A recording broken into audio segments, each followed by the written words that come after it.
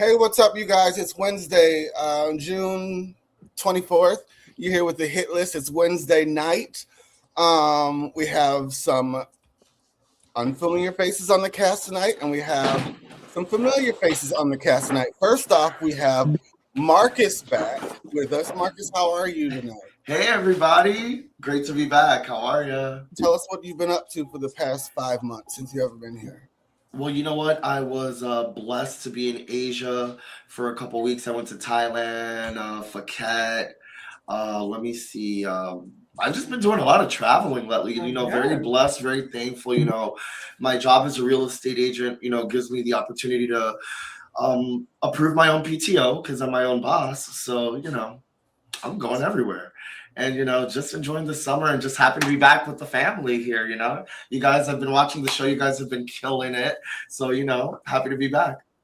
I'm happy to have you back. Sorry, Welcome back. Found a little stuff tonight. I have some stuff going on up here. I don't know exactly what it is, but we have a guest tonight. His name is Valorian. I to tell you the truth, I just met him like 5 minutes ago. So Valorian, tell us a little bit about you, where you're from. Floor is open. My name is Valorian. I was born and raised in Kalamazoo. I currently live in Detroit. Some hobbies of mine: I love making music. I love just hanging out with friends. Having a good time with people, going out. I'm really a big energy type of person, so I try to be around or attract positive energy. I'm currently a GM for a dealership, so running and managing adults/kids is what I do for my day job, and then my night job is just trying to be the best father I can be. I just had a son probably about 1.5 years ago, so that's my main focus is being that role model, being that person to make the world a better place. Honestly. That's what's up. Black father. Okay. Yeah. Black excellence. Jesus. What's that black song that all the moms are listening to? When you're black. All right, here we go. I'm glad Marcus is back. the past couple of weeks I've been saying we're looking for new blood. We're going to be testing some people out the next couple of weeks. So you'll be seeing some unfamiliar faces on the next couple of shows. But tonight we have Valorian, and we're happy to have him. Thank you. I'm excited to be here. Of course. Before we go into the business, like I just said, we're having a casting call. If you are into pop culture, politics, you like talking kitchen table, what's going on in the world, and kitchen table talk, we'd love to have you.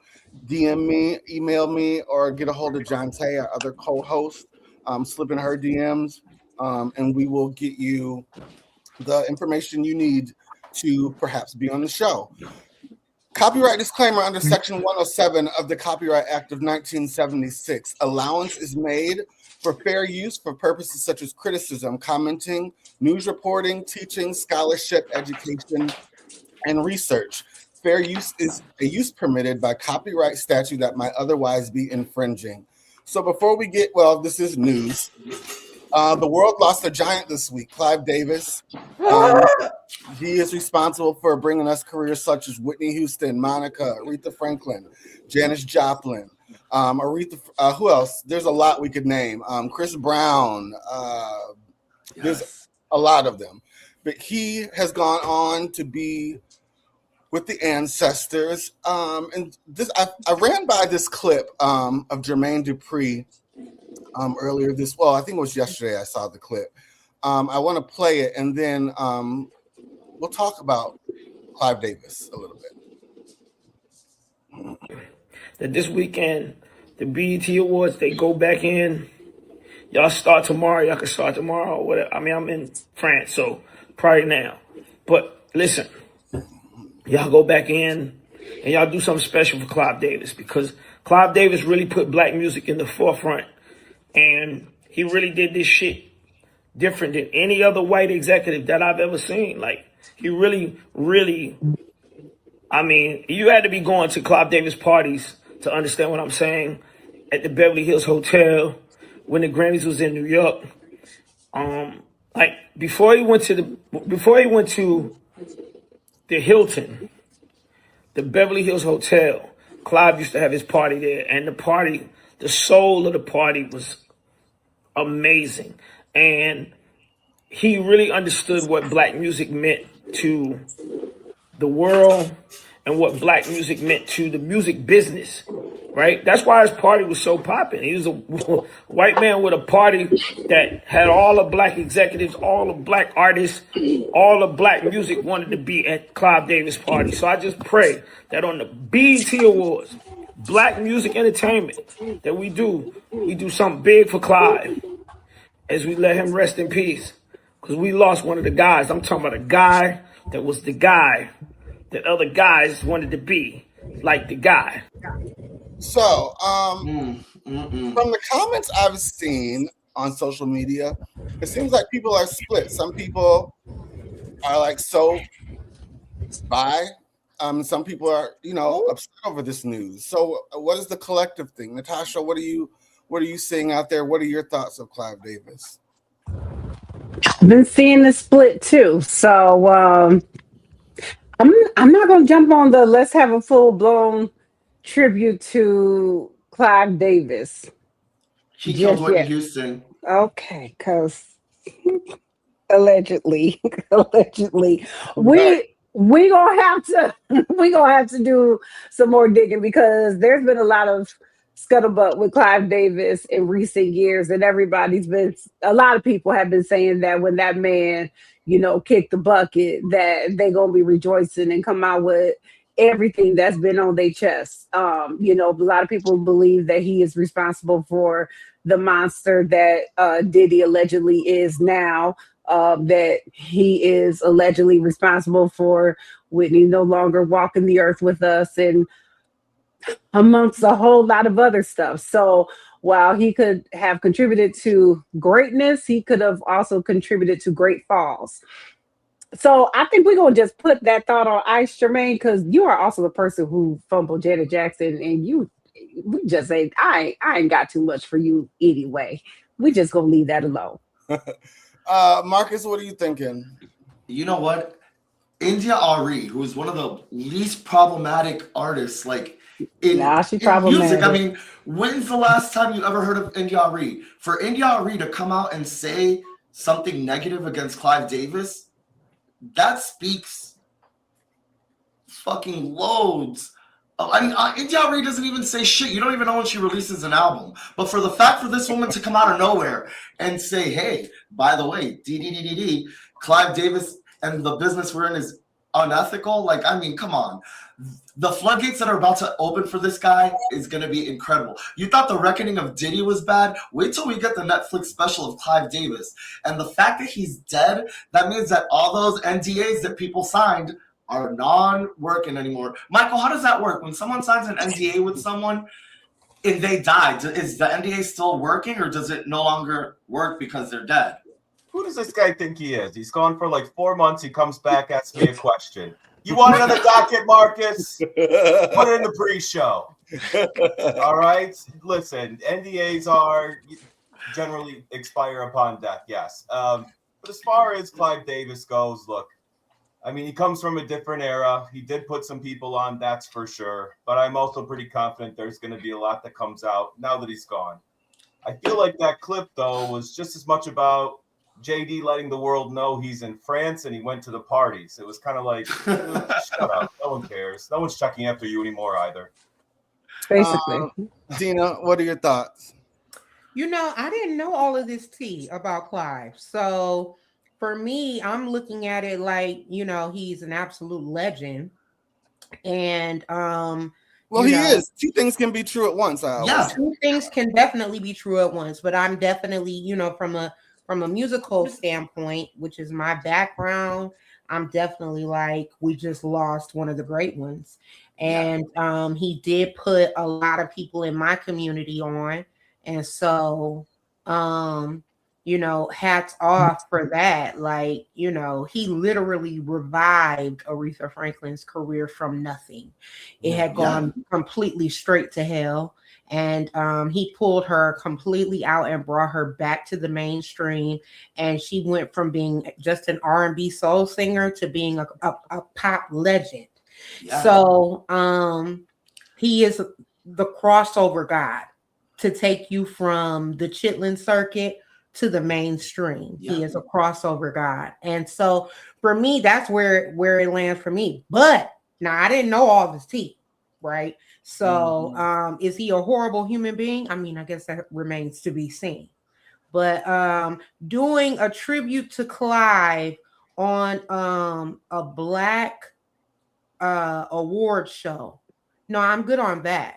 I'm good on Are that. you really? I think he deserves it, though. I mean, you literally good just on- said that all of the artists that you love that, like, you know, you came up with are because of Clive. I think that we need to separate the monster from the executive. If it wasn't for Clive, we wouldn't have Whitney. We wouldn't have. Optic wise, I prefer to not honor him at a BET Awards. What do you mean? You think he should be honored at the Grammys because he's white? I think he should be honored The at Grammys, well, I they'll think handle it. I'm honored at the Grammys because that's the caliber of man he is. But no, I don't think he needs to be that we need to do a full-fledged tribute. I mean, like just because Kid Rock is an amazing rapper doesn't mean he needs to have a Let me stop you right there. Kid Rock is a what? At a Black Entertainment Television award show. Like for me, I just think we should just separate the two entities.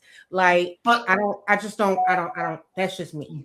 But Kid Rock didn't revive the Queen of Soul's career. He didn't discover the voice Whitney Houston. He didn't, you know, Clive Davis is responsible for so many legends, so many, like, you know, hits, so many. I mean, this guy isn't just like an artist. He literally like ran the music business for over 4 decades. And a lot of the artists were predominantly African American that he put down. So I think that he should get one. I don't feel like he should have a whole tribute. I think 3 minutes. I think 3 minutes and a picture and move on. Yeah, I think if we're doing something like that, but like musical performances and stuff, all that kind of stuff. No, I'm good on that. Valorian, what do you think about this? It's kind of like a gray area for me too, because he is a legend and he's affected the musical world in a positive way, and also the Black community. So, yeah, it's sad that he's gone, but then also on the other side is like we talk about the human being side, like behind the closed doors, what do you do?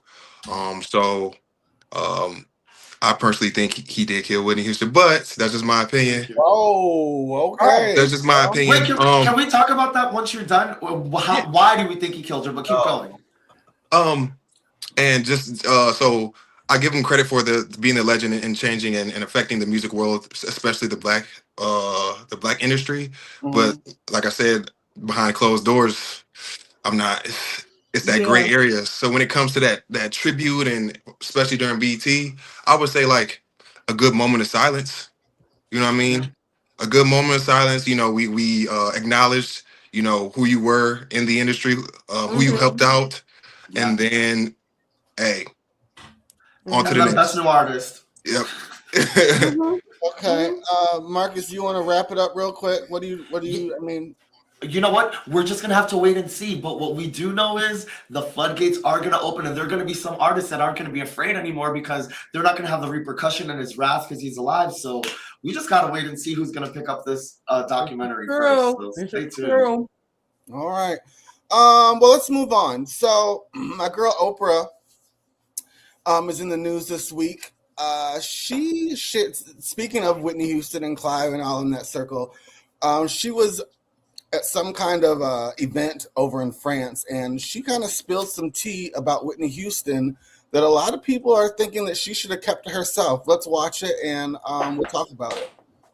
How you doing? Greeting thing. And then I stopped the cameras, and I went behind stage, and I said, so tell me, what do you want? What do you want to happen here?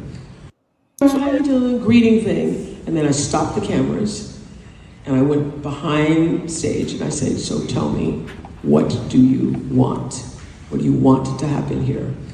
And I'm going to tell you what I want to happen here. And that was one of the most powerful interviews. And do you all know this is an amazing thing that happened? I had such trust from the Oprah Show audience that Whitney did, I think it was her last show with us. And she had gone back on drugs. The first interview I did with her when we'd gone behind stage and I asked her about her intention, she was clean. But the day she came to my show then to perform in front of the audience, she was not. And she fell off of the stage. And I knew that if that story got out that she'd fallen off of the stage, that she would be destroyed by that. And so even though the audience was there and the audience had cameras, I begged them not to put those pictures out because it would ruin her life, and they did not. And what about... That would not happen today, I can tell you. Yeah. What do we think? Was it appropriate for her to divulge that information? I mean, Whitney is no longer with us. Like Marcus said, or Michael said earlier, once the person has expired, the NDA is out of the window. So maybe not always. Okay. Not always. Maybe, I don't know. What do we think about that? Tacky. Okay. You think tacky? Okay. Absolutely. Oprah has a reputation of being like the woman that everyone can talk to, that everyone can trust, that, America loved her. It's Oprah Winfrey. And lately, I just feel like she's been really messy and tacky, for the last couple months. And spilling Whitney's tea, we already knew that she was a drug addict. We already knew that she was going through it. What did that prove? You know what I mean? I just feel like when it comes to people's family, their kids, and their addiction, it's super tacky to bring it out, especially when the person's deceased. Agreed.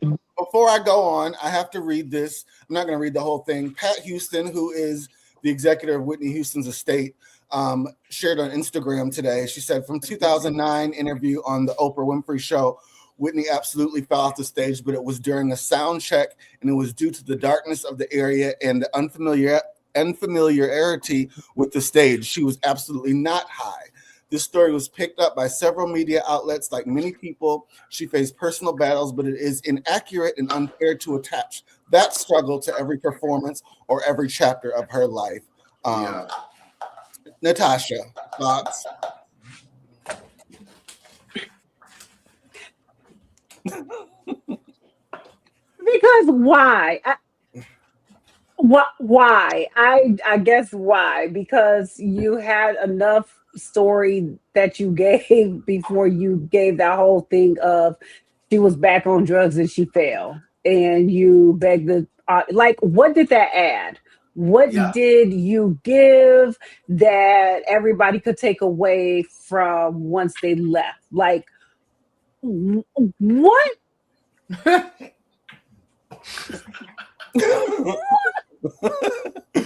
Okay, Dina, what are your thoughts?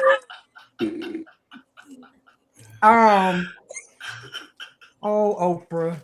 I need maybe a little context of what was going on in the conversation before we got to that piece of the story, because it looks like maybe she was trying to show a story of grace, where she gave Whitney some grace and how she covered her and how we protect each other and we cover each other in this community. So maybe there was context to it.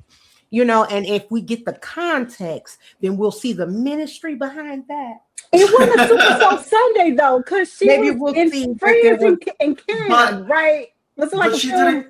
Maybe there was a little ministry behind it, and if we can get a little context, maybe we'll see what the intent was. I don't want to judge a book. I don't. Because if anybody got the stories to reflect on anything in life, it's Oprah. But she did exactly what she told the audience not to do. Exactly. And did. But it might have been a reason. You just don't know. What reason are you telling me that Whitney Houston fell off the stage, crapped out? I don't need to know that. Okay, hold on. Redemption, you don't know. You don't know, Marcus. Let me get to Michael. Michael, what are your thoughts on this? My thoughts are pretty simple. Loose lips sink ships. I'm a vault myself, and I listen. All right, think about when you have someone that comes into your life, friend or foe. Maybe they start off as a friend, they turn into a foe. And I see so many instances where people, once they shift, they make that shift. They go around and all they do is talk and tell everything about this person. Now that this person's kind of removed from the situation, doesn't get to be involved in the conversation. And I think that reflects more poorly on the person flapping their gums than it does in the person they're talking about. You know what I mean? I don't know why Oprah would do something like this. To me, it was very self-aggrandizing, extremely poor taste. I really can't imagine a context that would make this story appropriate. Everybody knew Whitney struggled, and what was the point of that, Oprah? To let us all know you had such a command over your audience at your peak that they would do whatever you said and keep a secret, like you somehow saved Whitney. I don't get it. Yeah, I agree. Side note, Michael, I love that you use flapping your gums. Like, I love that you use that phrase. I love that you use. Valorian, what are your thoughts? No, Michael hit it on the nose. It's like, first off, what goal are you trying to accomplish by saying this? And then my thing is, I'm pretty sure there's multiple stories about Whitney that were more positive in a positive light. Mm-hmm. She broke the first rule. You never talk bad about the dead. Yeah. They can't defend. They can't defend themselves. It doesn't matter what the context is. Like you have a huge following. Yeah. A huge following. So you have to pick your words wisely and pick your stories wisely. So like you could have used any other story about you controlling your followers or getting your ego boost, but you want to use first off attacking a black woman. Like yo, you know what I mean? Of all the stories. All the stories that you got, like you attacking your own people, you trying to make it seem like it's nothing, but it's really garbage, in my opinion. I got beef with Oprah, so for my own personal reasons. So like, what's the reasons? I feel like she should have done, or still can, be a more positive light for not only for the black community, but for women, for the world, for the country. Like I feel like she just her so and Gail. let me ask you this question, Valorian, just playing devil's advocate because I tend to do that a lot. Oprah gave this country more than 25 seasons, 25 years of trying to be that example.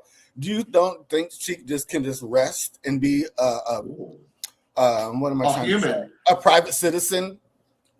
No. A normal human. No. You chose the fame. That's what comes with it.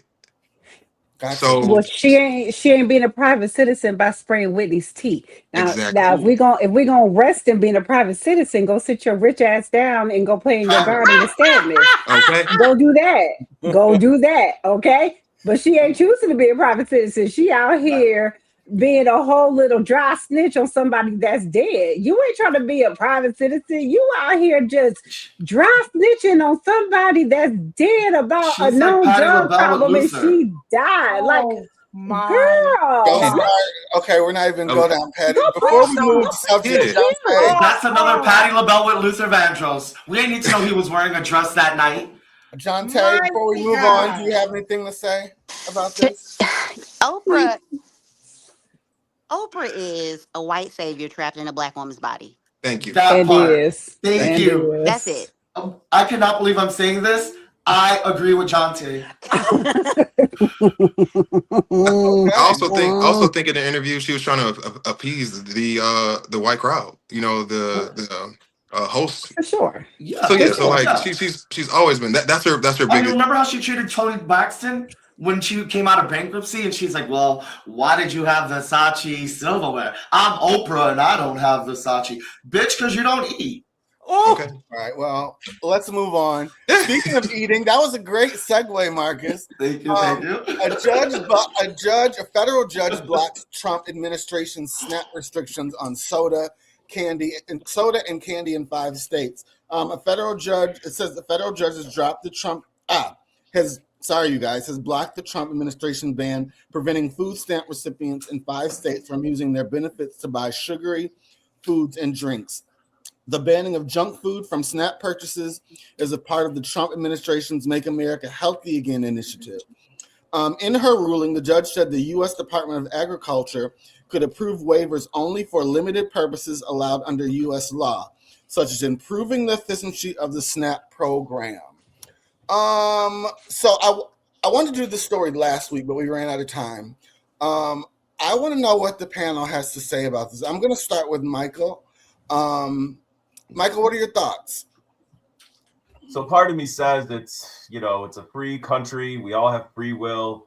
And if you want to put nails in your coffin with terrible food, go for it. And I think that's kind of where I am on this. At the same time, though, I can say I've worked in a number of communities where there is kind of a basic lack of knowledge and a dearth of access to healthier food or options.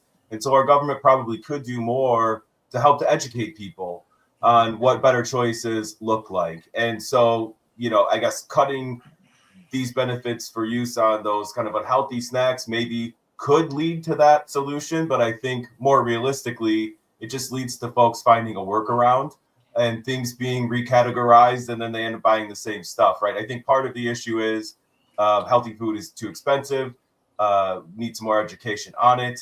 And particularly in our urban areas, we need a greater access to it, right? I don't know that saying you can't buy stuff with your SNAP benefits is the solution here to that. I was just going to get to that, Michael. I know, like here in Chicago, in my neighborhood, I live in a pretty cool neighborhood. I have a Whole Foods within 2 blocks, a Trader Joe's within a mile of me, my Mariano's, a Kroger's. Like, we have the gamut of food selections. We have a bunch of nice, places to eat. And then on the other side of Chicago, maybe south or the west, you don't have as many options. There's food deserts out there. These people only have maybe a corner liquor store. Well, that's the ghetto.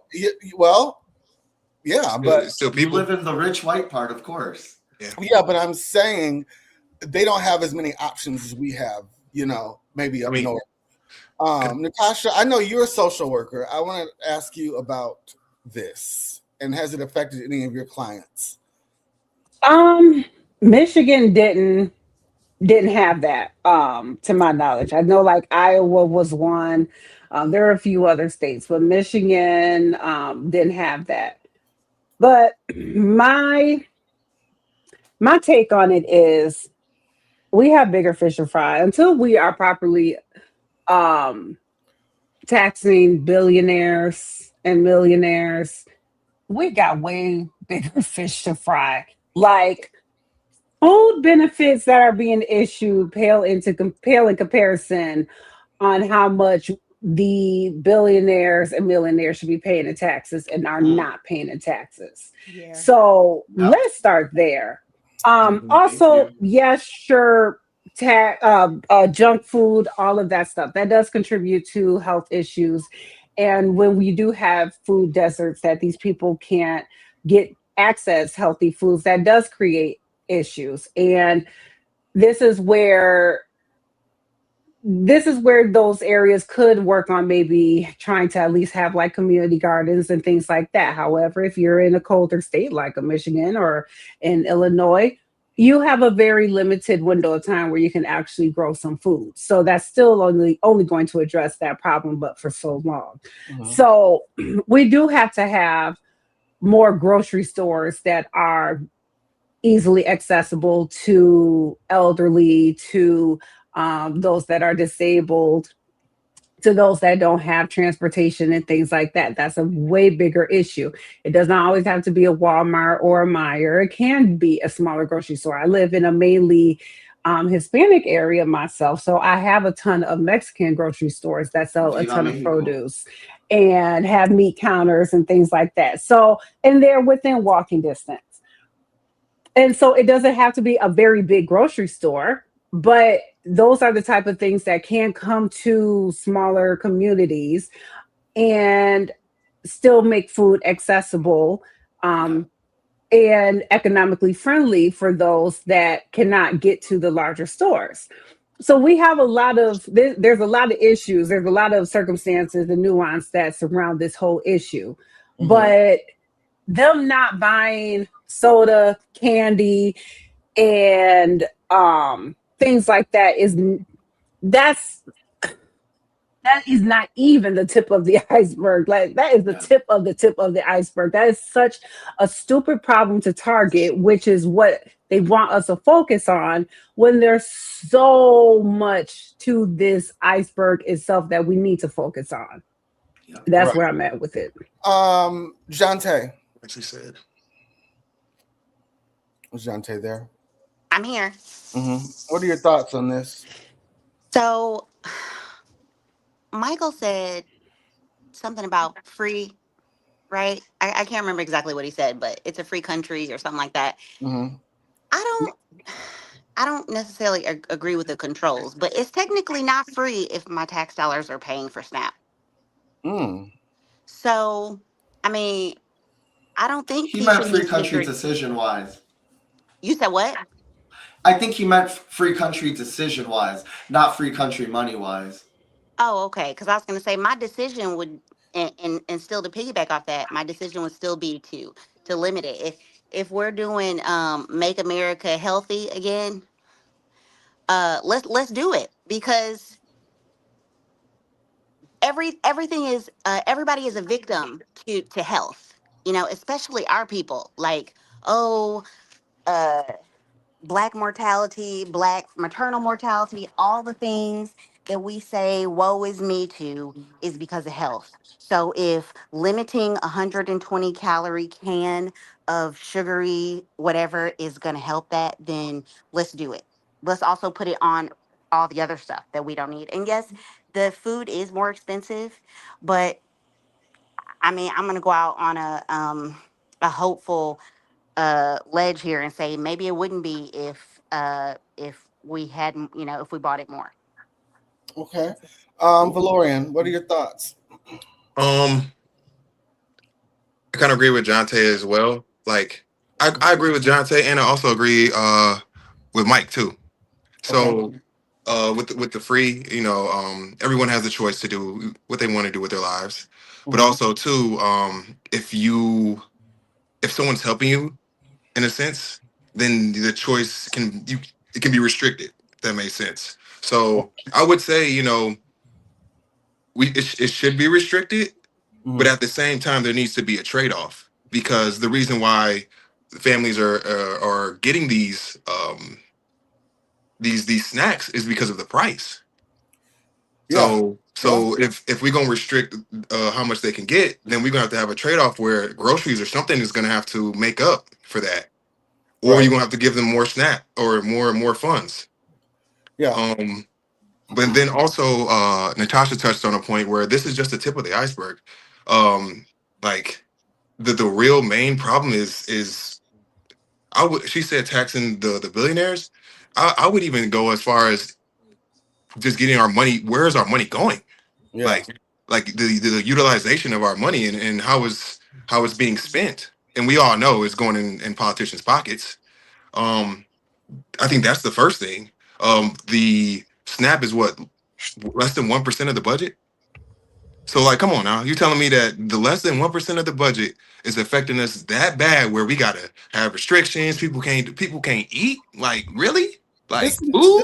this administration loves to take small things and make it big, such as the transgender issue. We have less than 1% of transgender that make up our population in this country, and they made it an issue for the campaign. Now they're Mm-hmm. making the SNAP thing an issue. So it's these little things they're like to make up big issues. So I'm glad you told us about that 1% of the budget. Yeah, and but so we're so focused on certain amount of people, and they try to target the demographics, but in the long run, when it comes to the sheer volume of numbers, you're Mhm. not a you're we us as black people, we go through adversity every day. We know how to get through the mud. Yeah. You really affecting your own people more than us. We know how to work around the system. They don't. They sure don't. So Those trailer like parks are mad. Our so like our black grandmas were magicians with making something out of nothing, out of flour, out of pigs intestines. Out of Hello. we gonna eat regardless. okay. Hello. So, So like um, yeah. thank you for that, Lauren. Dina, what do you think? I think, we got a way more bigger issues that need to be addressed than this. I think this is very petty and I think this is very childish. So until you address, and I do know that SNAP does do like farmers market situations where you can do like bucks or something like that. But until you address number one, the price of food, because let's start there.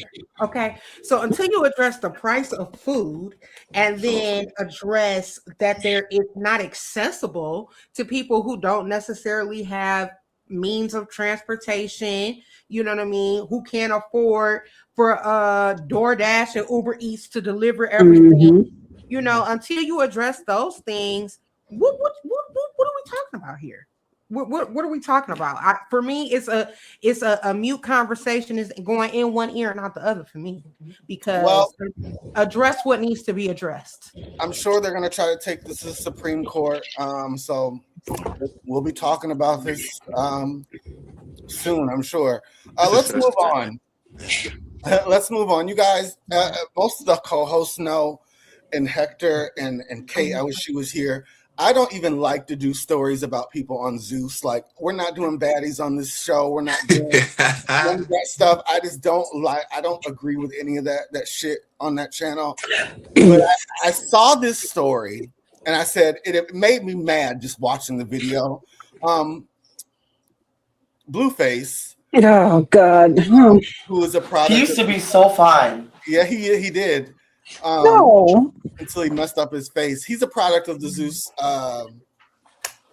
network. And there was a video of his daughter going viral this week, and it made me so mad, you guys. I had to turn it off because I just don't believe in bad kids. Let's watch this video, and then we will come back and talk about it. This mine. Imagine. Get away from the trash. Yeah. My turn. I'm so mad. And gummy worms. You want cherries? Come here, Journey. You have to wait your turn. These and these. I hate you. I'm not going to be your friend anymore, Mama. And I hate you, Jack. Got you already. Before you even tried. I don't want to, because I can't touch it. I don't want to be your friend. That's not. I don't want to be your friend anymore, Mom. Stop it, okay? Don't do that. Fine. I don't want to come back for you anymore. You do not want no ice cream then? Fine. Go home and go away. All right, I'll eat this then. No ice cream for you. Fine, Dad. I'm leaving. Okay, let me see you leave. Then I want to go home without Mommy then. Huh? I want to go home without Mommy. You wanna leave mommy here? Yeah. Why? She's being mean to you? Yeah. You gotta be nice. No, she doesn't want to be nice to me. What do you want in your yogurt? You want sprinkles? And cherry on the top. Oh my gosh, you're so sweet. Your house. Yes, it is. It is not. You didn't pay no bills yet. Fine, I'll whoop you. Get your ass over here. You don't do that to me. Do you understand me? You don't do that to me. Take it off. Journey, you gotta stop that. That's not nice. I don't care. Where's the football? Do you want to go to bed? Do you want to go to bed? Do you want to go to bed?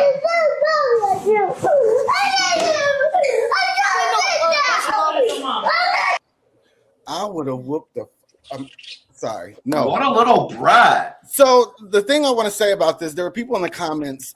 It was mostly from this soft ass generation saying that Carlissa, who is Blueface's mom in the second clip, they said she shouldn't have grabbed her up like that. She shouldn't have hit her. Right, she should have threw her. Man, please. She should have beat that little girl's ass. What an entitled little brat. It's not the kid's fault though. It's not. Right, but and that's serious. Do you see how Blueface was coddling her in the first clip? Like, but who raised Blueface? Exactly. Natasha, you're a parent. What would you have done in that situation? So my child wouldn't be like that though. So we just okay, but let's say that in another vortex. There is no lesson. There is no let's say. Because there is no let's say, because my child would never and has never and would never. So never. I can't give you let's say that's your child, because it starts from the beginning. It starts from the very beginning. It starts from birth. You teach your child how to respect adults You also respect your child so that they know that there is mutual respect back and forth. They know to not ever test you like that, but they also know that you wouldn't come at them like that either. That is enabled behavior. My child knows that that behavior would never ever ever be supported by me. My child knows that she can't try me. She can't try another adult like that ever. Ever. Ever. Brandy Ever. says that the Okay, parents hold shouldn't blame. on. My mom said, "Ooh, I would have, Mom. I know what you would have done." Brandy said the parents are to blame. Yes. And I they would are. have been like Blueface. Oh no. And they are. They are. Because look And they are. who raised Blueface though, because his mama's a mess too. Yeah, but His his mom mother beat is a her. hot mess. Okay, His, so but, a lot of but look who the comments were saying she shouldn't have beat her on film. My thing is, you're gonna It's get a it stream. wherever you show out. I'm a show out. Okay. And Blueface beat her. And also, she didn't do it on purpose on stream. Isn't Blueface thing like he streams his life? So it was just a part of what was going on in life. they're Yeah. clearly trying to monetize off of this little girl acting like this because they know that people are going to watch. So they are clearly banking on this little girl, literally and figuratively, banking on this little girl to act like this so they can make money off of this. But what is going to happen is it's going to bite them in the ass because when she gets out there in the real world and she gets put out of every single preschool they put her in because these teachers don't want to tolerate it, they're really going to have a rude awakening because nobody is going to tolerate that little girl being a bully to the staff or abusing other kids. They're going to put her little ass out. So Okay. they better get this figured out right now How because old they is she? are Do we getting. know? She got to be. She looked like about 3 or 4, Yeah. maybe 5. I think she's Yeah, she looking at. Yeah, she look maybe about 4 or 5 range. So she's at the point where she is going to be in preschool, and no teacher is going to put her out. They're not going to deal with that. I would not feel that she's a safe child because you're too safe hitting adults. Yeah. Michael, Especially your own parent. Hold on, I Exactly. want to get to Michael, then I'm gonna get to Valoria, and then I'm gonna get to Dina and Jante. So we got an order here. Michael first. Go ahead. So we've talked about this type of thing on our show before, and I feel like I'm going to be the cheese standing alone, but I'll say it nevertheless. I do not think that it is ever appropriate to use physical force on a child. For one reason, violence begets violence, all right? It is never right to put your hands on something that is weaker than you, lacks agency. There's not a lesson to be learned. And I think that speaks more to the character of the person who thinks it's necessary than it does to the actions of the child. If we're curious about why we have such a violent society in a violent world, it's because it starts early. Take this with you. And I hate to see parents lay their hands on children. I think there's always another way. I don't think that makes me soft. I think that makes me wise. And I can tell you with confidence that when I do have children, they won't be physically beaten or corrected ever, and they will be model citizens. That I can promise you. Okay. I believe it. You're a great person. I agree with Mike. I feel like there's other avenues to discipline a child besides hitting them. Violence does cause violence, and then also it's a child, so they're still not fully. Well, this child is probably fully, most likely fully aware, but fully aware of the situation and how bad it is. But as an adult, if a child is acting up, who do we go to? We go to the parents. So I think I put all the blame on first off Blueface, bro. Like I'm a father myself. Like you gotta step in and say something. Like you just gonna let her do whatever she needs. She disrespecting your baby mother in public. She's her mannerisms is kids are sponges. So she's basically just copying y'all. Absolutely. Like y'all so chaotic and y'all so messy. Wow. It's spilling out into y'all kids at a young age. And now, like, you can always tell most of the time Don't have a choice. how the parents are by the kids. Wow. Most definitely. So Dina? like, yeah. So I feel like it's just so much to unpack here, right? So number one, this is learned behavior, right? This is learned behavior, and I'm where Natasha is. My kids would never. No. I have kids that are close in age to this little girl, and my kids would never. I mean, from at one, my child would never have tried me like that because my child knew not to play with me like that. Now, let me say this: I don't hit my kids. Babu. I don't have to hit my kids. I don't have to hit my kids. I have set boundaries and I have set expectations. They know I'm not playing with them. Now, do I get in my kids' grill? Yes. Am I parenting? Absolutely not. I'm definitely not doing that. Okay. My kids, I feel like kids sometimes need to have just a twinge of fear, just a taste of fear that you might just pop off. And I'm just not sure. So I'm not gonna try, mom, because I don't know what we're gonna get today, right? So and my kids have that. My kids would never do me like that. They would never play with me like that in public because they just don't know what's gonna happen.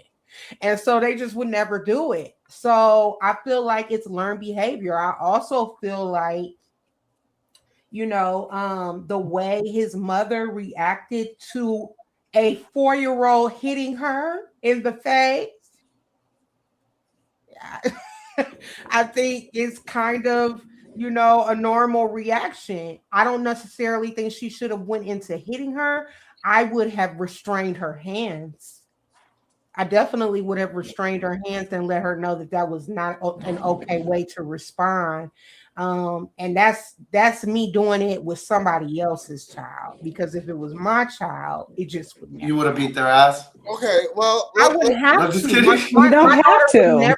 My kids They call child services on me. Let's talk about that because Brandy says in general, ass whoopings work, not for every child, but in general. I think we have something. We've talked about this a lot of times before. You guys probably heard me say this. I was growing up, Brandy and our family, it was normal for aunts and aunties and Big Ma to chastise kids. Yeah. His parents don't even want family members chastising or whooping their kids. No. Well, I don't know where that changed. We were raised in a different time. You got to remember that. We were raised from like kids. You could chastise my kids, but don't hit my kids. But you could definitely chastise my kids. You can definitely chastise mine. So did your Big Ma ever whoop you, Dina? Sure. So I got whooped by my grandma. I got, you know what I mean? I got whooped. I didn't really get whooped by anybody other than my grandmother. Did you deserve it? Yeah. And but I got in trouble. I got, snatched up a few times by some aunties and stuff like that. I definitely got reprimanded and all of those things from other adults. Like it flat out straight chased respect authority and respect adults is what I teach and how I rock here. You're gonna respect adults. I don't care if you feel like you are 10,000% right. You're gonna respect what they said in the moment, and then you're gonna come find me if it's a problem. But you're not even in a place where you can go toe to toe with an adult. Period. And my kids are so mannerable, so respectful, but they don't get whoopings. Okay. John Tay. Are you there? Are you there, Tay? Okay. I don't think I saw her come off mute. John Tay? Okay. I don't know. Can't hear her. Can I say just one thing too? Yes, you may.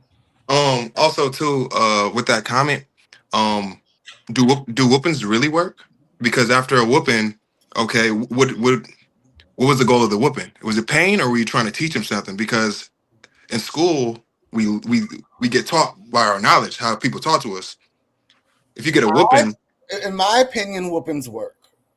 But I mean, okay. But what a whooping taught me was if I do that again, I'm going to get whooped and I'm going to be in pain and cry. So I'm going to think twice before I stay out after the fucking street lights get off. Like, that's what a whooping taught me. You shouldn't think like that, because when you get older. But my parent talked to me and was like, hey, come home. Yeah. And, me being a kid, I was like, no way, da. But let me tell you something. When I walked in that door, my mom smacked the fucking taste out of me in front of my friends. Baby, I was in that house before the sun set. Baby, the sun was still in the sky shining when I was walking home.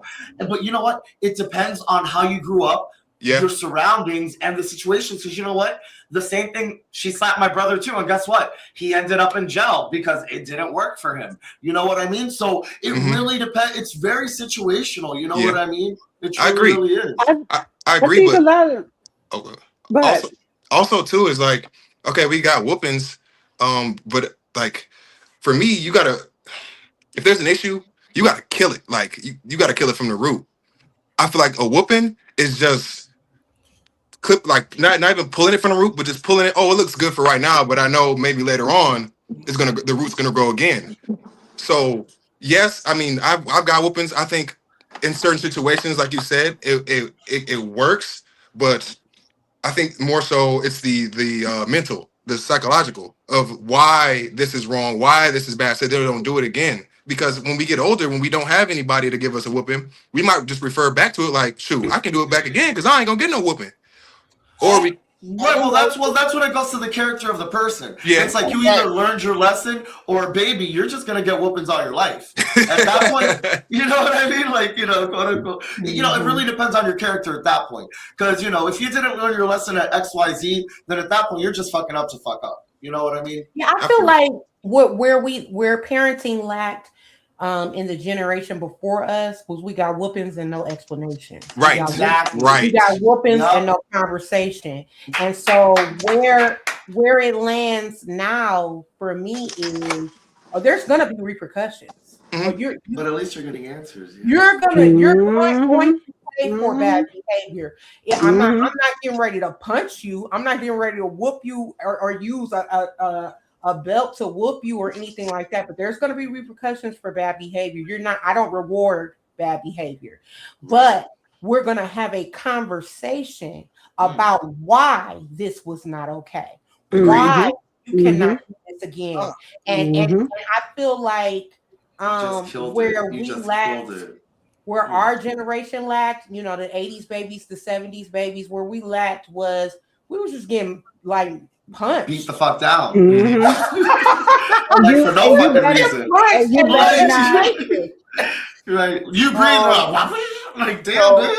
So Brandy commented she learned from her whoopings, and I was gonna say the same thing. I can remember all my whoopings. Like I remember hanging up. How many you got? I remember hanging up the phone on my mom while I was at a basketball game at school. And when I came home, she would black off me. And I can remember never to hang up. You never hang up on your mom. Like even now, I'll make sure I say bye. I love you.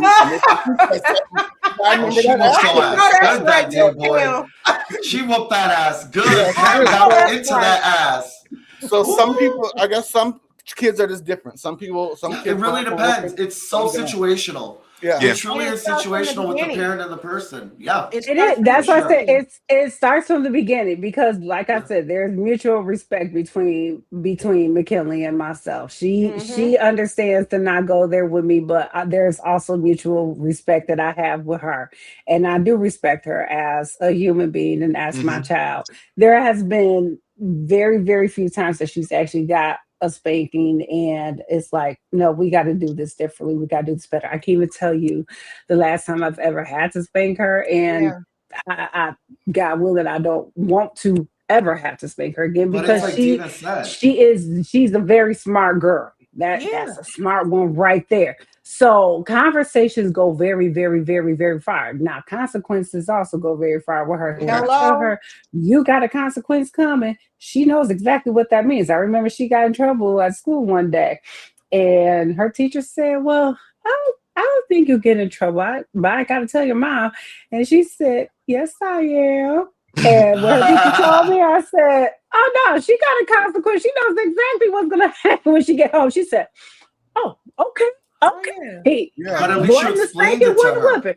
Exactly. And she like knew Tina said, you're giving explanations, Exactly. She knows her consequences are predictable. She knows what's going to happen. I don't have to be her. And so this is where again it starts from the beginning. And I know that I would never have to worry about her being disrespectful to any adult in our family Never. or any In adult at general, school or yeah. anything in general. I don't have to worry about that. She's very well mannered. She's very respectful. I don't have to worry about it. Now is she gonna cut up here and there? Yeah, she's a But kid. they're kids. She's 7. But Okay, let's move yeah. on. So viewers, please don't beat your kids. Thank you. So you guys, we have this one more story, and we have one more story. We're running out of time, but I want to do it. So, Cass, we don't have 3 minutes for everybody to spend on what you think. But this story was it's getting a lot of rounds. It's very popular here in Chicago. 2 people showed up in a restaurant, a 5-star restaurant here in Chicago. I won't say the name. And they were asked to leave. Wendy's. Yes, Wendy's. They were asked to leave because they smelled like marijuana. Let's play the clip. Let's play it, and then we'll talk about it. It was me. Unfortunately, it's an offensive odor, so we can't have that here anymore. Okay? Your red hair isn't professional for this restaurant either. I apologize, but Putting us out because we smell like weed is crazy. Let's watch it again. Unfortunately, it's an offensive odor, so we can't have that here anymore. Okay? Your red hair isn't professional for this restaurant either. I apologize, but Putting us out because we smell like weed is crazy. Thoughts? How much weed did they fucking smoke before they got there? Right. You couldn't put no spray on? You couldn't. I mean, Jesus. To get kicked out of it was racism. My thing is, I mean, you gotta respect the establishment. It's a 5-star. It's a standard. Yeah. Like, how much did she have a pound in her purse? I mean, there's so many questions I have here. Like, they don't have spray. I mean, they needed to go. Yeah, because I mean, it's gonna affect your business negatively. How many people think it was a racist thing? No, I think it was a business thing. I think it was. I think it was a business. Yeah. I mean, if say somebody go to your granny house smelling like Dro and your granny ain't rocking with it, you gonna have them stay there? It's a respect thing. No, they gotta go. White, black, Mexican, it don't matter. Like, it's just the principle. And especially as the 5-star restaurant, you tripping, bro. You gotta put some colognes, perfume on. Like, this ain't Wendy's. I'm very pro 420. I'm not a smoker myself. I like the candies or drink. However, get down how you get down, but everybody don't want to smell it. Exactly. And I'm sorry, I sound real old saying this, and I know I sound like an auntie, but like, I don't want to smell it when you drop your kids off at school, and I don't want to smell it if I'm at a very nice, fine dining. And I don't. There's a time and place. There's a time and place. Decorum, like there's just a time and place for everything. Like if we at Walmart, sure. Okay, yes, Walmart. Let me Jante, what are your thoughts? Jante there. I'm here. She'll be back. What are your thoughts? I'm here. You know, I actually kind of feel torn about it because while, yes, I agree with the respect, it's also legal here. So if it's legal, then you got to imagine that some of your business is going to come in like that. Money is green is green, like green is the business. Literally. Okay. Your brand is the business. Brandy said shouldn't be in someone's enclosed establishment, smell like marijuana. But at the same time, marijuana is legal in Illinois. Same thing as Jante said. Dina, you gonna say something?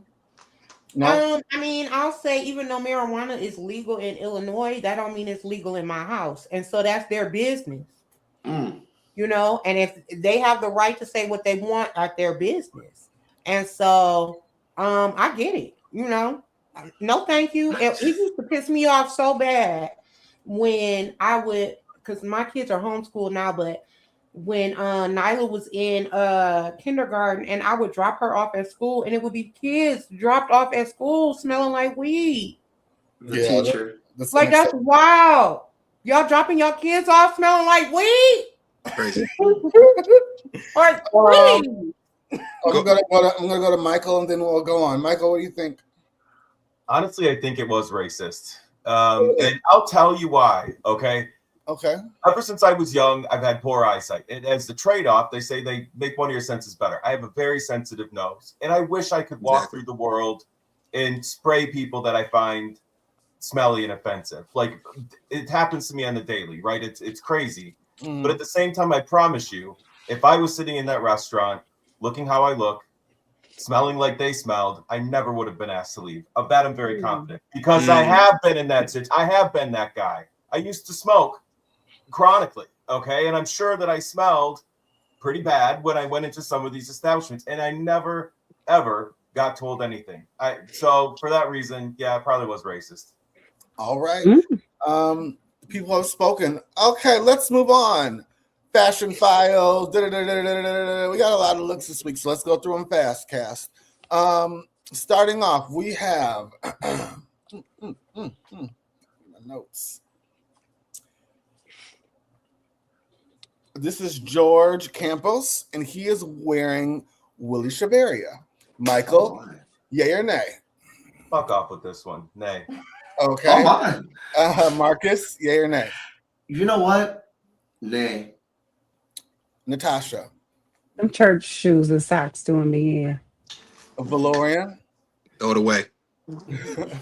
Dina. Absolutely not. Dante. You know when all the crayons are in the box and they melt together? That's All right, let's move on. We have this lady's on our list 2 times this week. We have Cynthia Bailey. She's wearing Hervé Leger. Michael, yay or nay? A grudging yay. Cynthia's new stylist is killing it. Yay. Yeah, he is. Natasha. Absolutely, yay. Valorian. Yes, nice classy look. Dina. Yes. Jante. I love it. All right, moving on. We have Zendaya and Versace. Michael, yay or nay? I'm kind of into it. Yay. And she's promoting Spider-Man, so that kind of has the theme of the outfit. Marcus, yay or nay? You know what? I just got back from Thailand and she's giving me Ladyboy. Nay. Natasha. Oh my goodness. It's all right. All right. Valorian. No, the only reason why it's even quote unquote fashion is because of the brand. If that was like A&1 or something like that, everybody would say that's garbage. So that's exactly. Like, nah. All right, Dina. No. Jante. It's giving Supergirl instead of Spider-Man, so I'm going to say no. That part. Okay. She's always a hit. She's always a hit. I'm shocked. Moving on, we have Rosalia. She's wearing Yasmin Couture. Michael, yay or nay? What's happening? Hey, hey, hey. What are you doing tonight? Are you trying to just come on? No. Nay. Marcus? It looks like my baby niece. That's a nay. No. Natasha. Pissing me off. It looks like she's doing the walk of shame, but she got into a fight the night before. It's all bad. Okay. God. Dorian? Now, one piece on that is a yay. All nay. Right? Dina? It's horrible. It's horrible. Jante? You know what, y'all? I actually, if it didn't have the bra and the bra that came up a little more in it, I would say yay. No, Okay. no. But would you wear it, Jante? I mean, my body is banging, so yes. Period. All right, moving on. We have Cynthia Eriva. She's wearing Vivienne Westwood. Michael, yay or nay? Okay. I love it. Yay. Marcus? You know what? I don't hate her this week. Yay. Natasha? Mhm. I agree with Marcus. Valorian? I would say yay. The only thing would be if she had like a black accessory for this to like match the shoes. Mm-hmm. Something small, like a little like a clutch or something. But it's the fit fire. Dina? I like the outfit, but them shoes is a no. Yeah. For me. No. Jante? She looks like a villain, so that's going to be a no. Okay. Moving on, we have Rachel Zoe and one of my favorite designers, LaPointe. Michael, yay or nay? She looks expensive. Yay. Marcus? My thing is, I feel like Rachel Zoe wears the same thing just in different colors. I mean, it's a yay, but I feel like she wears the exact same thing and like she has every color in the fucking world. But it's a yay. All right, Natasha. It finally looks like it's not swallowing her. This is the yay. All right. LaPointe is very good about tailoring. They do a really good job. Valorian, nay. I just don't like if I'm seeing it right, I don't like the I don't know what that is. The ostrich fur? Yeah, ostrich. If you took that off, it'd be fire. I mean, it's still a nice fit. Just take that off, it'll be a nice little cleaner look. So to answer your question, I'll go with a yay. A gray yay. Dina? It's a slow yay for me as well. It's the feathers are throwing me. Mm-hmm. Okay. Jante? She looks like a Swiffer. That's going to be a no. Okay. My friend, you guys be nice to my friend, Romeo Hunt. He is wearing his designs by Romeo Hunt. Michael, yay or nay? Okay. I honestly love this look. Yay. All right. Marcus. You know I support everyone black. Yay. Natasha. It's bringing me back to the All Right Janet Jackson video. This is a yay. Okay. Yes, good reference. Valorian. That was good. It's definitely a yay. I like the shades and I like the shoes, the tones. Yeah, it's a yay. I love that yellow. Mm-hmm. It's definitely a yay for me as well. I love that double jacket situation going on. That's fly. Oh, I missed that. He is definitely the mustard at the family barbecue, but it's a yay for me. Mustard on the beat, ho. Moving on, we have this is Cynthia Bailey again, and she's wearing Yemen. Michael, yay or nay? I like this one. Yay. Marcus. Ooh, that hair by Portia is sitting, honey. That's a yay. Natasha. Baby, I'm gonna get this and wear it to work. All right. Valorian. Yeah, that's fire. That's fire. Yes. Dina. Yay. Jante. Are we sure that that's not Fredericks of Hollywood? It's not. It don't matter what it is. She wearing the hell out of it. No, it's a yay. What is it? What is it, Ashleigh? Yemen. It's an African designer. I got some more so Yemen. Moving on, we have Sierra. She's wearing Romeo Hunt. Michael, yay or nay? I don't know about what Milwaukee tuxedo we got going on here. Nay. Marcus?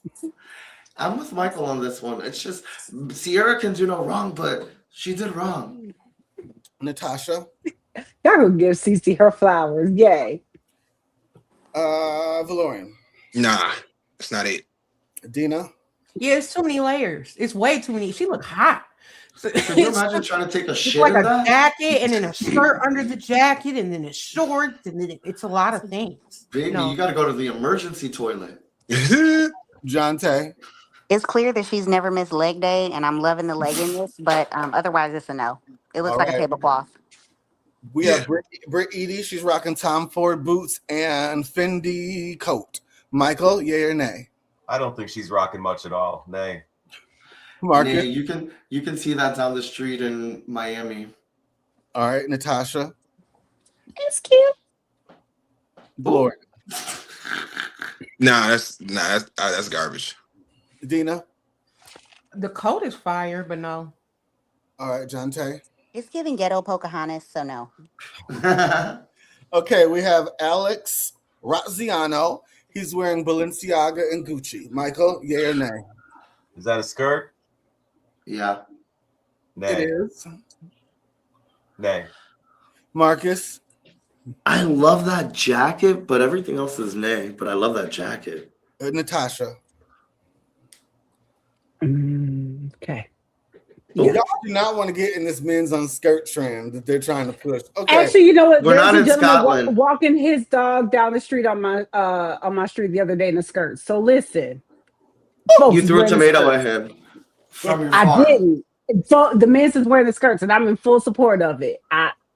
Yeah. All right. No, Valoria? you're not. I'll show the message you sent me.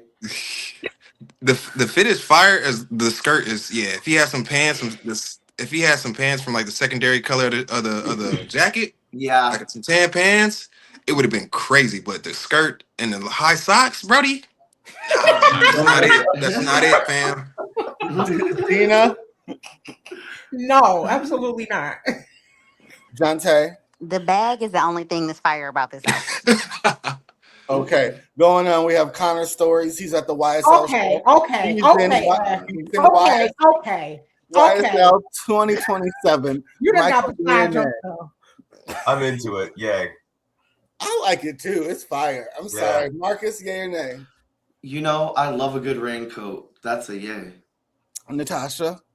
I know he is hot, sticky, Okay, and stanky under there. Baby, his ass cheeks are rubbing so nasty right now. Like the way his ass cheeks are rubbing to his seat right now, and that is It's disgusting. raining inside. Baby, like when you I don't even tell have to you- worry about a storm on the outside because Baby. it's raining on the inside. That's why he got rain boots on. It's catching all that ass cheek juice. Oh. Absolutely not. Right. No. Dina. Absolutely not. Jonte. I'm gonna go with a no. Okay, last two looks. We have Dylan Meyer, and he's wearing Chanel. Okay. You know what? Okay, Alicia Silverstone.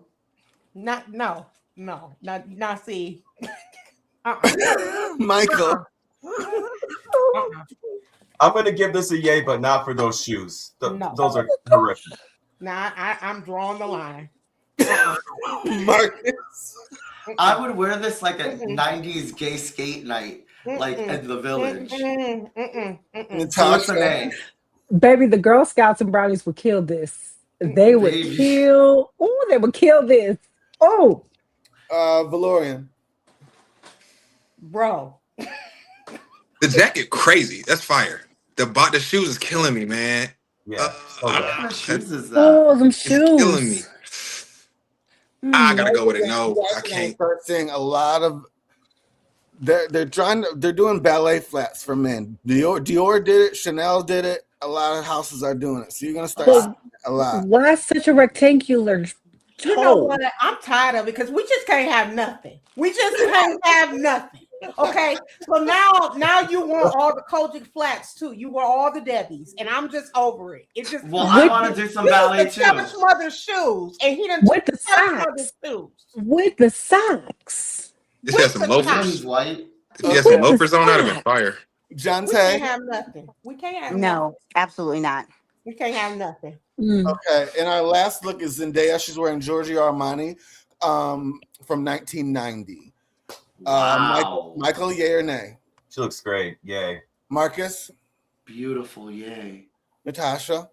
I like it. Florian. Yeah, amazing. Dina. Love. And Jonte. Now this is the spider web she should have had on in the first picture. Mhm. Yes. Yeah. All right. And those are our looks for tonight. Our come sit on my couch question. Jonte, do you want to present us the one about body count?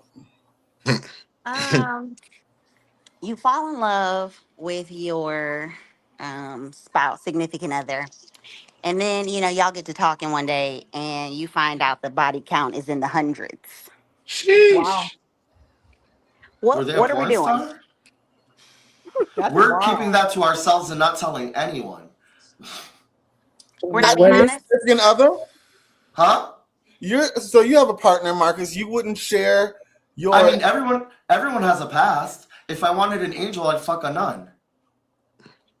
Okay. No one. Everyone's got a past. Everyone's fucked. Everyone sucks. So who am I to judge you? You know what I mean? And if you're, 100 to 20, who cares? They're with you now. Mm-hmm. Yeah. What is there really for me to do about it? Am I supposed to go to your past and go take some people out? Like, yeah, like if you're that miserable that you're gonna let love and like a spark with someone be dulled because of their past, then you shouldn't be with that person. They shouldn't be with you anyways. Okay. You know what I mean? Well, I guess a better question would be, we could do this question and. Does a body count when you're dating someone and you're going to be serious with them? Does their past body count to you? Does that something? No. I mean, I don't want anyone that's like. I mean, I don't want the hole to be that loose or anything, but fun. I would say too. I mean, it does actually. I think body counts has a factor because, like, depending on where you live at, it might be a small town, and you with the town hoe. Boy. Everybody went through her, Well, or like Atlanta, you know what I mean, Atlanta, or the town. It could be male or female. Like everybody been with him. Yeah, you're now, with the town hussy. yeah. So now it's like.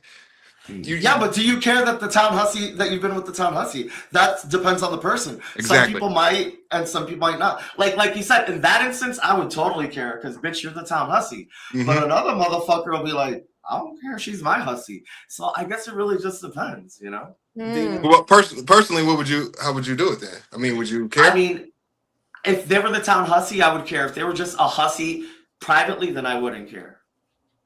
Michael. It's so irrelevant, I wouldn't probably even ask. It just honestly doesn't enter my calculus. But I'll say this, I'd rather shack up with a hoe than with a first timer. I mean, if I got to spend the rest of my life with somebody, I'd rather have someone that knows what they're doing. Okay, I'll just say it like that. Because that was about to be my thought too. Learners. Yeah, like don't go to the ESE class. Because if you been with all them people, that means you better be putting me through the mattress every night. That means you know what you're doing. That means we better be buying new headboards every year. That means like you better know what you need doing. ice on that pussy. Period. Yeah, I get it. Because I mean, because it wouldn't matter to me. It just wouldn't matter to me. So you telling me, well, it's 200. Well, all right, then you know what you're doing. Right, We ain't got nothing to worry about.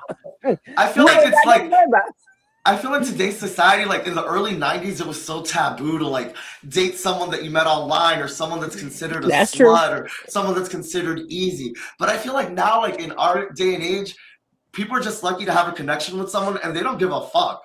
Like, you know what I mean? Like people aren't as judgmental as they were back in the day. I mean, that's what I personally think. So for me, it wouldn't necessarily be about a man who has a body count. Now, for women, if a woman has a body count, that's a whole nother situation, right? Why? Because, and the reason why I say that is physically that can be something that can create an issue with you physically, right? That can like what for us that don't do women. That can change, some things with you. I'm trying to say it without saying. Like what, your hole, your ass, your titties, like let's talk. Childbirth can change those things with you too. Yeah, childbirth can, but if you have a C-section, it don't. So what you're saying is, if the woman gets fucked a lot, the pussy hole can stretch. Marcus. I mean, Marcus. Listen, a married woman can have sex way more than a single woman. But I'm just saying, we want to be honest. 200, and if the body count is 200, that means. But no, if the body count, okay, but if the body count is 200, but a person was married for 20 years, easily the person who was married for 20 years could have had sex way more than the person who has a body count of 200. Could have with the same man, right? But it doesn't matter. That puss was still getting beat. No, it matters. Yeah, but the question is the body count, not the longevity. It matters. The size of what you're dealing with matters. All of that stuff matters. You know what I mean? Well, she's been fucking. But beyond that, right? There are men who have body counts. Beyond that, and then this is just me not being deep. You know what I mean? When you have a body count, there's also another like spiritual aspect to that. Like that's a lot of internally that you're taking into your aura, a lot of energy changing. It's a lot of energy exchanging. I don't know where you land with that. So you know what I mean? For me, you got to be careful going into situations with people who have had a great extensive sexual background. Everybody don't deal with stuff the same way. Oh, and so you just have to be mindful of that when dealing with people in such an intimate way. That's not a small thing. So you gotta be careful. But with that being said, a 200 number for you can be a lot, and for like a porn star that can be small because they fuck like 2,000 people. Yeah, everybody's situation is different. Let me tell you, like my husband had a body count. You know what I mean? Really? So everybody. everybody's situation is different, and how everybody processes that is different. Right. You know, Well, you ain't had no 200 though. Sheesh. Okay, well that goes our come sit on my couch tonight. This has been a great show. Marcus, it was great to have you back because you were just open and just out. We've missed that part of you. I miss you guys. Valorian, it was great having you on. It was. Yeah. Thank you. Yes, great addition, Valorian. Awesome. It. Thank I you appreciate so it. much. I'd I like And if appreciate it. Marcus didn't scare you away, maybe you'll come back. Yeah, I'll pull up again. all right. Yeah, Valerian, no way. So that's our show tonight. Please like and share. Like we always do on every weekend, we're gonna reshare it. So please share it and watch it and share it and watch it. And all my cast, I need you to stay on, but everybody else, we will see you later. All right, everybody. But we're Thank you still so much for live. watching, and make sure to like and share, and we will see you next week. Take care. We're still live, though, so don't say anything incriminating. So Ashley is the one that's got I it plead in the the fifth. live. So at this point, we I'm just here, got I'm it here, I'm extended here. live. And he back. Okay, so we're still live. See ya. Bye. Bye. Bye.